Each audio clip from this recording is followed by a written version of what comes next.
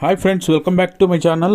ಇವತ್ತಿನ ಒಂದು ವಿಡಿಯೋದಲ್ಲಿ ನಿಮಗೆ 4ನೇ ಕಂತಿನ ಗೃಹಲಕ್ಷ್ಮಿ ಯೋಜನೆ ಹಣ ಮತ್ತು 6ನೇ ಕಂತಿನ ಅನ್ನಭಾಗ್ಯ ಯೋಜನೆ ಹಣ ಬಂದಿದೆಯೋ ಇಲ್ವೋ ಅಥವಾ ನಿಮ್ಮ ಖಾತೆಗೆ ಜಮಾ ಆಗಿದೆಯೋ ಇಲ್ವೋ ಅಂತ ನೀವು ನಿಮ್ಮ ಒಂದು ಮೊಬೈಲ್ನಲ್ಲೇ ಚೆಕ್ ಮಾಡ್ಬೋದು.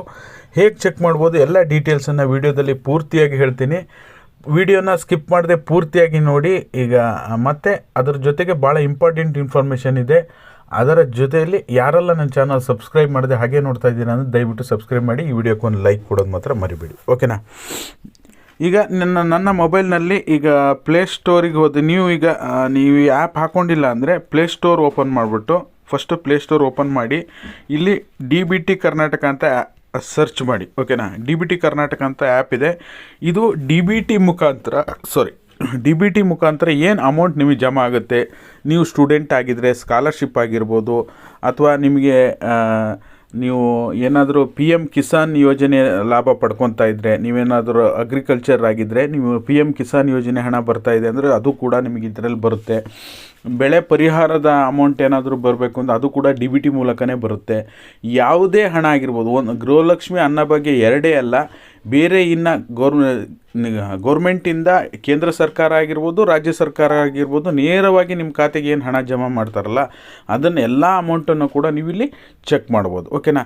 ನೀವು ಕೂಡ ಈ ರೀತಿ ಆ್ಯಪನ್ನು ಡೌನ್ಲೋಡ್ ಮಾಡಿಟ್ಕೊಂಡು ಇಲ್ಲಿ ನಿಮಗೆ ಕಾಣಿಸ್ತಾ ಇದೆಯಲ್ಲ, ಇಲ್ಲಿ ನೀವು ಡೌನ್ಲೋಡ್ ಮಾಡಿದ ತಕ್ಷಣ ನಿಮ್ಮ ಒಂದು ಆಧಾರ್ ನಂಬರನ್ನು ಎಂಟರ್ ಮಾಡಬೇಕಾಗತ್ತೆ. ನಿಮ್ಮ ಆಧಾರಿಗೆ ಮೊಬೈಲ್ ಏನು ಲಿಂಕ್ ಆಗಿರುತ್ತಲ್ಲ, ನಿಮ್ಮ ಆಧಾರ್ ಕಾರ್ಡಿಗೆ ಲಿಂಕ್ ಆಗಿರೋ ಮೊಬೈಲಿಗೆ ಒಂದು OTP ಬರುತ್ತೆ.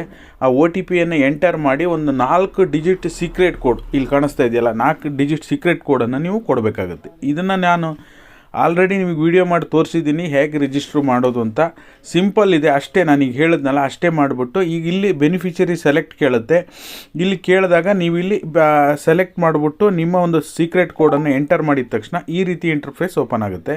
ನಾನು ಇದು ಆಲ್ರೆಡಿ ನಿಮಗೆ ತೋರಿಸಿದ್ದೀನಿ.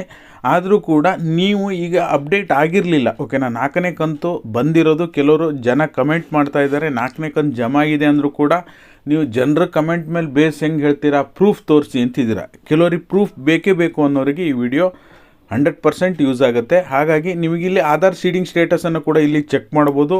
ಮತ್ತು ಪೇಮೆಂಟ್ ಸ್ಟೇಟಸ್ ಅಂತಿದೆಯಲ್ಲ ಇದ್ರ ಮೇಲೆ ಚೆಕ್ ಮಾಡಿದರೆ ನಿಮಗಿಲ್ಲಿ ಗೃಹಲಕ್ಷ್ಮಿ ಅನ್ನಭಾಗ್ಯ ಮತ್ತು ನಿಮಗೆ ಬೇರೆ ಏನಾದರೂ ಗೌರ್ಮೆಂಟಿನ ದುಡ್ಡು ಬಂದರೆ ಅದು ಲಿಸ್ಟ್ ಕೂಡ ತೋರಿಸುತ್ತೆ, ಓಕೆನಾ.